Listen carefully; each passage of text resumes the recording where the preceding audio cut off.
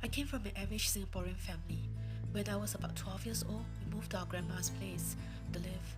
I started my middle school or secondary school there. During this time, I started to have strange emotions. I used to be a bubbly girl in primary school. I became much quieter in my new school. Out of nowhere, I started to feel terrible inside of me, like a turmoil of sad feeling that I can't control. I hate that feeling. When I feel down, the thought that came to me will be life is hard and terrible. It just kept repeating itself in my mind. I have no idea where this would have come from. On the outside, I look pretty much normal. I tried to tell my mom about it, about how I feel, but she didn't think too much about it. Then I started thinking, perhaps there's no purpose in life, and have thoughts of how I could end it. I kept all this within me, never sharing it to anyone because I think no one understands. This goes on for about 4 years. Thankfully, I did not attempt suicide. Probably that was God. Thinking back now, what could have caused me to feel depressed? I don't know. But one thing for sure, I was believing in the negative thoughts that was far from truth. Life can be hard, but it is not hopeless. One day, while watching an apocalyptic movie on TV, it suddenly strikes me that I have a purpose in life. It was odd because I'd never thought about such things before. But that thought was so powerful and kind of breathed a new life in me. But depression and sad feeling left me after 4 years. But my self-esteem and confidence was somehow shaken. Along the way, many friends had helped me build my confidence. I started looking for that purpose in my life. I prayed to the Goddess of Mercy for direction. I was involved in volunteering for the environmental cause and social cause. I tried new hobbies. All this doesn't bring me to the purpose that I was looking for. A deeper satisfaction and purpose in life.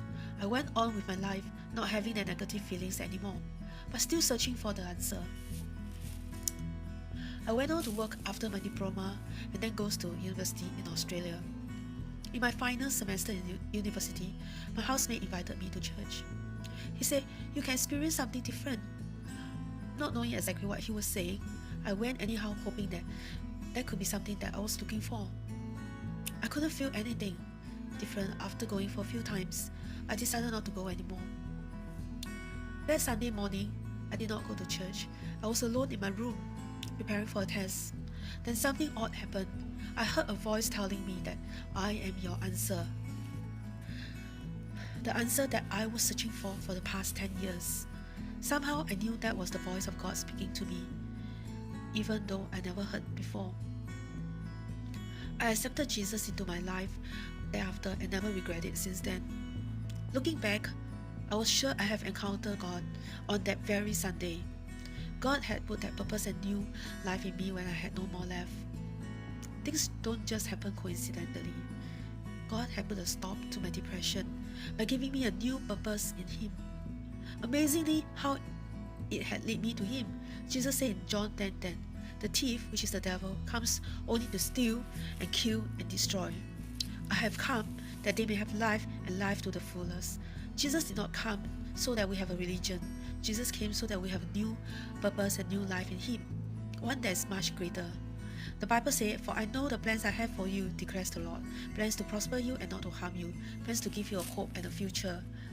After knowing God, I not only knew that God had a plan and purpose for my life, but I also know that I'm loved and I'm worthy because the Most High God had loved me so much that He is willing to pay such a high price for my life.